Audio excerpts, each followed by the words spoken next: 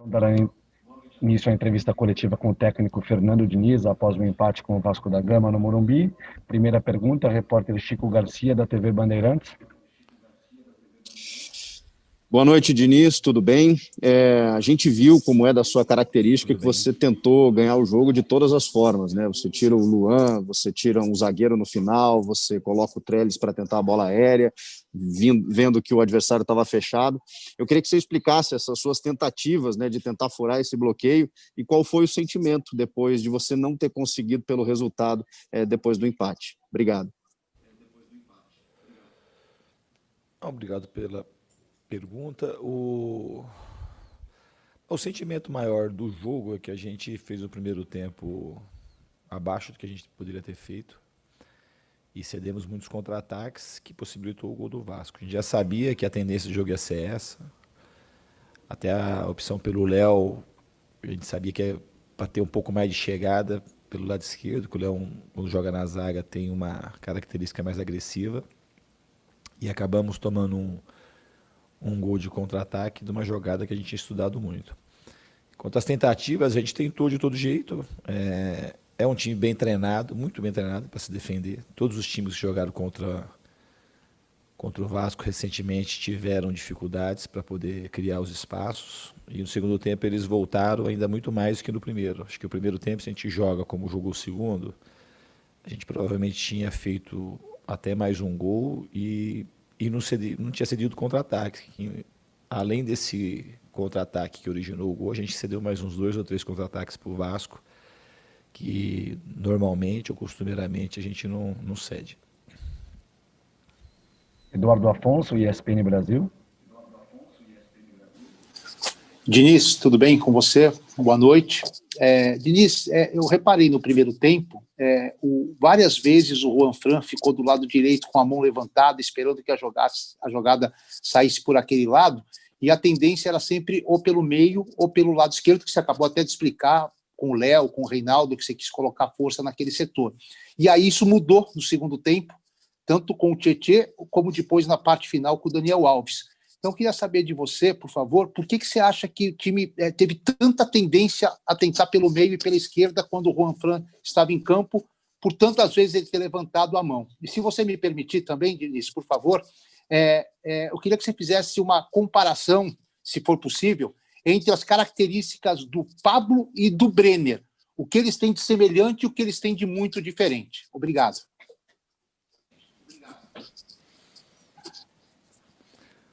São jogadores que jogam, acho que semelhante, que eles jogam na mesma posição e são 2 jogadores que fazem gol. Agora, o Brenner é um jogador de mais mobilidade, de jogar mais entre as linhas, e o Pablo é um jogador mais, de fato, assim, que fica esperando a última bola e de atacar mais o espaço, né? O Brenner é um jogador que você puder recuar, se você precisar recuá-lo para jogar como um falso 9, ou um camisa 10, ou até de 8, ele sabe fazer. O Pablo já é um jogador mais específico para jogar de 9, ou jogar, como ele jogou muito tempo no Atlético Paranaense, aberto e fazendo uma função tática de acompanhar o lateral, coisa que ele, taticamente, é um jogador que sabe cumprir muito bem qualquer tipo de função, principalmente defensiva. Acho que as diferenças são basicamente essas, na minha opinião. Quanto a jogar mais para o lado esquerdo, quando você tem um jogador como o Léo, é meio que, jogando na zaga, é meio comum você explorar um pouco mais o lado esquerdo, mas a gente tem como rotina explorar bem os 2 lados. Hoje a gente está usando bem os 2 corredores, o time, não especificamente no jogo de hoje. Usou menos o primeiro tempo porque a gente estava querendo terminar muito rápido a jogada pelo mesmo lado que estava congestionado, como foi a origem do gol deles. A gente tinha pouca gente de apoio e a gente tentou fazer uma jogada que não tinha muito fundamento, porque a gente tinha poucos jogadores para construção e acabamos tomando um contra-ataque. E o fato do Juan, às vezes, estar com a mão levantada, muitas vezes o jogador está com a mão levantada, que ele está sozinho, mas ele está sozinho mesmo. Só tem ele lá, não tem mais ninguém. Então também não é o fato dele estar sozinho que a bola tem que ser lançada lá. A gente, só se for numa situação que ele vai pegar uma bola já limpa para cruzamento, mas se ele vai pegar uma bola, até a bola sair longa daqui para lá e ele não tiver bons apoios para construir a jogada, ele vai ter que pegar a bola e tocar para trás. Guilherme Pradella, Rádio CBN, sua pergunta, por favor. Tudo bom, Diniz? Boa noite.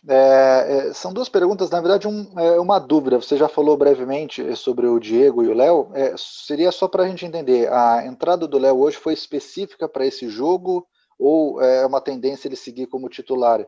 E a outra pergunta é a seguinte, a gente vê que você tem mexidas, para muita gente ousadas, né, de tirar um zagueiro e colocar um atacante, tirar um volante, colocar um meia, tirar um lateral, e a gente, infelizmente, não está tendo a oportunidade de acompanhar os treinamentos para saber como é que você trabalha esse tipo de situação de jogo durante os treinamentos.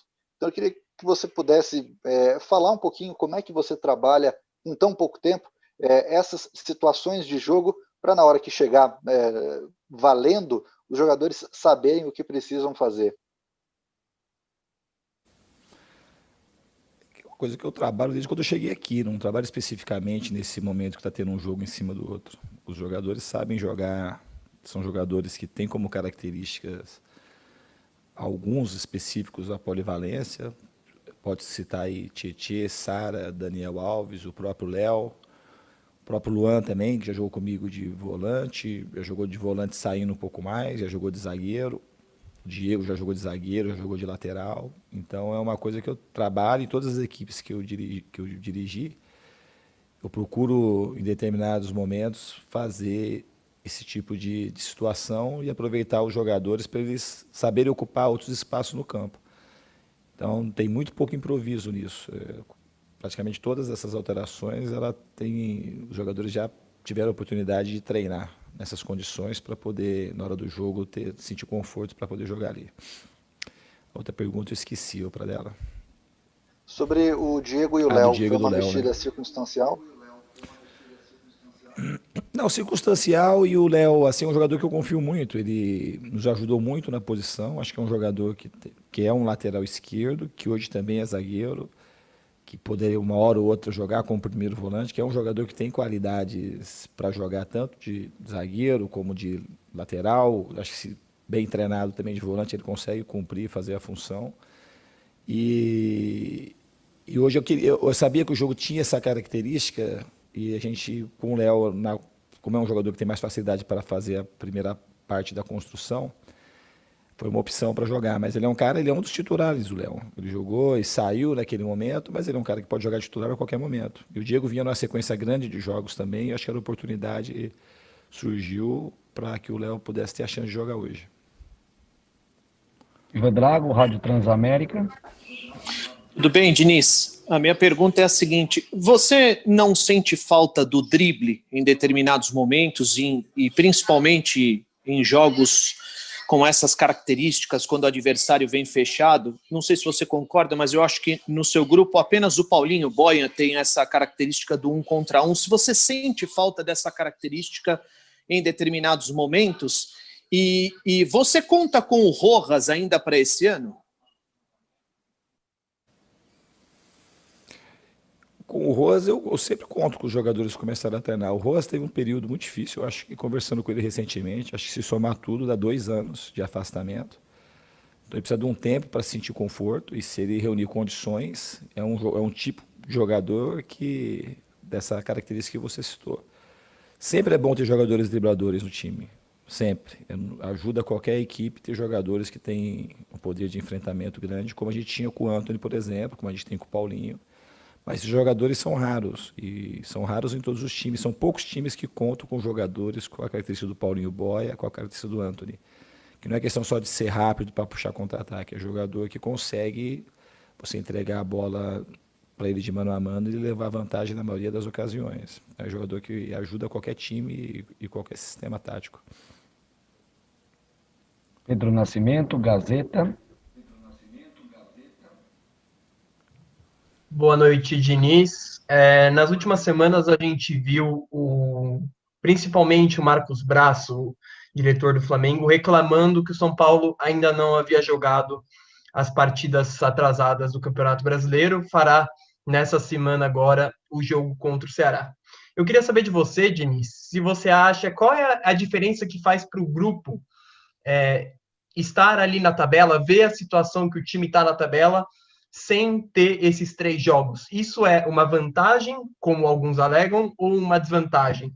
Como que vocês trabalham isso internamente? Eu acho que isso é uma coisa que não tem nem muito sentido. Para mim, eu jamais levantaria esse tipo de questionamento. Para mim, isso não tem sentido nenhum. A tabela aconteceu por conta dos jogos que a gente tinha para cumprir da Copa do Brasil. O jogo do Goiás foi adiado por conta daquele episódio dos jogadores muitos jogadores com Covid do Goiás. Para mim não ajuda e nem atrapalha. Vai ajudar conforme a gente conseguir cumprir esses jogos que faltam. E se a gente ganhar, ajudou. Se a gente não ganhar, prejudicou. Depende tudo do tempo que vai dizer se foi positivo ou se foi negativo. Mas é um tipo de situação que, para mim, não vale nem a pena discussão um negócio desse. Eduardo Rodrigues, GE. Globo. Boa noite, Diniz, tudo bem? Diniz, eu queria saber, dentro do Campeonato Brasileiro, um campeonato muito disputado, a gente viu hoje que o Atlético Mineiro tropeçou com o Ceará, vocês poderiam chegar aos 39 pontos e empatar com o Flamengo e Atlético Mineiro, e o Inter agora está vencendo, né, momentaneamente por 1-0 e já ultrapassa o São Paulo. Qual que é o sentimento, qual o tamanho da frustração de não sair com os 3 pontos do Morumbi hoje? A frustração é grande, porque a gente estava jogando dentro da nossa casa, a gente vive um bom momento e nós tínhamos condições de ganhar o jogo. Mas vale ressaltar que o Vasco é um time difícil de se jogar contra. Para criar situações de gol com um time que marca do jeito que o Vasco nos marcou aqui, como foi contra o Goiás, como foi o Curitiba lá em Curitiba, como semana passada o Flamengo teve muita dificuldade também com o Atlético Goianiense, esses times que marcam, e esse aqui especificamente marcou muito baixo, principalmente no segundo tempo. Então as chances que a gente não teve a mesma efetividade que teve em outros jogos, a gente teve algumas chances bem claras que a gente poderia ter definido o jogo. Mas a frustração ela acontece por conta que o time está lutando de fato para chegar em primeiro e levantar o campeonato e para dar essa alegria que é para a nossa torcida. Então a gente, quando perde a chance, você perde 2 pontos e não ganha 1, como foi hoje, né? A gente tem que lamentar porque é um jogo que a gente tinha que fazer tudo possível para poder ganhar a partida. Eu acho que a gente poderia ter jogado melhor hoje. Giovanni Chacon, Rádio Jovem Pan. Diniz, boa noite. Eu gostaria de saber 2 coisinhas aí sobre essa partida. Primeiro, do que você falou, do time difícil de ser batido do Vasco, né? E o São Paulo, quando joga contra times que estão na parte de baixo da tabela e também, principalmente, times mais reativos, talvez tenha um pouquinho mais de dificuldade para fazer a criação, diferente do que teve com times que propõem também o jogo, que vão para cima. O São Paulo consegue encaixar melhor isso daí. Você vê dessa forma? O que você vê que falta para o São Paulo encaixar com esses times reativos? E se me permite uma segunda, a falta que o Brenner pode fazer no próximo jogo, né? Já que tomou o 3º cartão amarelo, agora está suspenso, não joga contra o Ceará. Quanto ao Brenner, eu tenho confiança plena no jogador que for entrar, que a gente vai selecionar, e a gente tem que ser positivo com aqueles que vão jogar. Então, no caso do Brenner, ele vai ser bem substituído. Como todos os jogadores que saíram, a gente tem jogador à altura para suprir a ausência. Então, a gente dá moral para quem vai jogar. Quanto a jogar contra linhas mais baixas, para qualquer time é difícil jogar quando tem um adversário que marca muito atrás. Não é só o São Paulo. Mas eu acho que o São Paulo conseguiu ter resultados importantes contra times que jogam mais atrás. E que está mais abaixo na tabela. A gente teve alguns jogos que a gente não conseguiu vencer, outros a gente ganhou, como a gente ganhou aqui do Goiás, a gente jogou do Atlético Goianiense aqui.